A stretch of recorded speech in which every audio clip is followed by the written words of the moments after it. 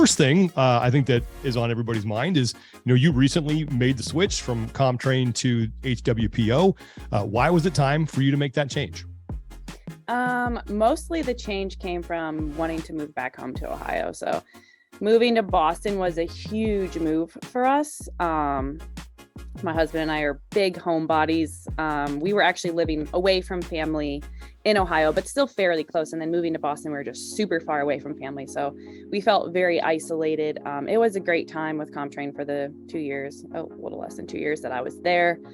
But I didn't feel like I could get the coaching that I needed from a distance from ComTrain. And that's what I needed is what program can I join where I'm going to get coaching from a distance and feel like I'm getting everything I possibly can out of it, from being at home and being kind of isolated from a training camp environment, which is what I was previously in.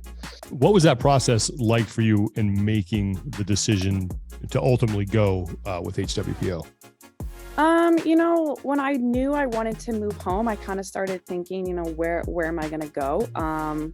I've always talked to Fraser on and off, just kind of from a perspective of like, we were competing, amongst each other, for a while. He's always been super friendly with me. And I talked to him a little bit at Wadapalooza the year before, and I just kind of got my mind churning a little bit. I never really thought directly about it. And then, obviously I've always kept in touch with Harry. And when Harry made the move, I was like, this is the perfect world colliding, because, even without Harry, I'd want to join HWPO, but him being there, it was just like, okay, this is sealing the deal, that this just feels right and easy transition for me.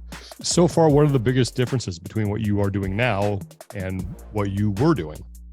Oh gosh, it's very, very different. I didn't really change too much leading into Rogue, mostly because I had a lot of nagging tendon pain lead into the games like everyone does, and just wanted to just lay off squatting a bunch. We laid off volume a ton. So, I was barely doing anything leading into Rogue, just trying to get healthy again, and honestly just wanted to compete, but training wise was nowhere near ready for competing. But after Rogue, we kind of deloaded, got together with the group in Vermont, and that was when we were like, okay, this is what we're building. This is what we're trying to do. One of the biggest changes is volume. I'm doing a lot more than I'm used to. It's not like reckless CrossFit volume. It's very intentional, which is nice, but I'm just in the gym a lot more than I'm used to being this time of year. Mm-hmm. But I honestly love it. I have not been this excited about training since, it's been years since I've been this excited. It's just because I think this is week 4 of me doing everything kind of, prescribed for me, and I feel so different already. I see changes. I'm like, wow, this is so cool to see progress this quickly. It motivates me to want to keep doing it, and really trusting it. I think I was talking to my husband about this the other day. It's like, when you really trust what you're doing, it makes you want to work so much harder and feel good about the effort that you're putting into it, because that it's making you better. You're not like, oh, am I getting better? I hope I'm getting better.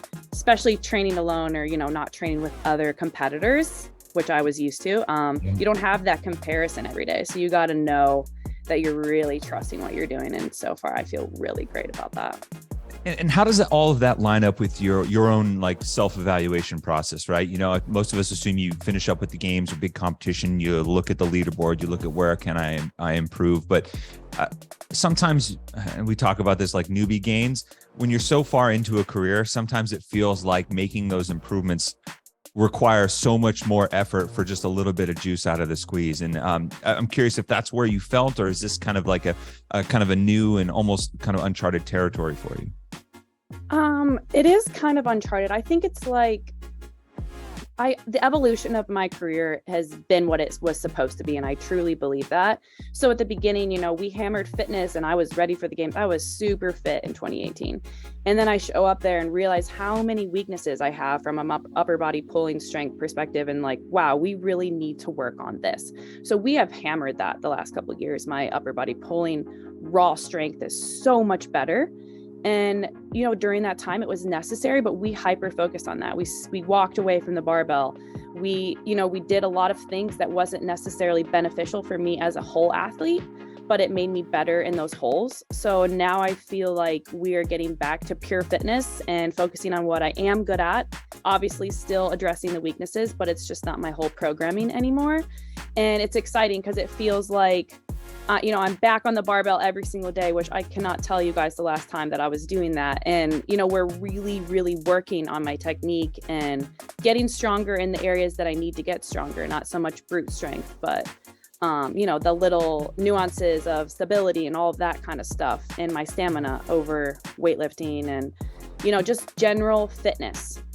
Which is easy to say that you're doing, but if you're not directly targeting that, you're not getting better at it, especially at this level when we're all already so fit.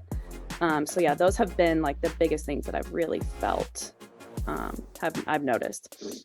Was there a scenario in which you would have stayed with comp train? And if so, what would that have been?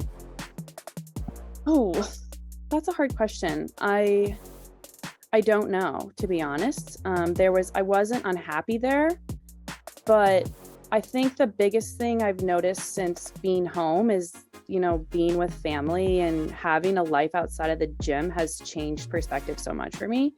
And I'm not more lenient in my lifestyle by any means. I'm just happier in my lifestyle.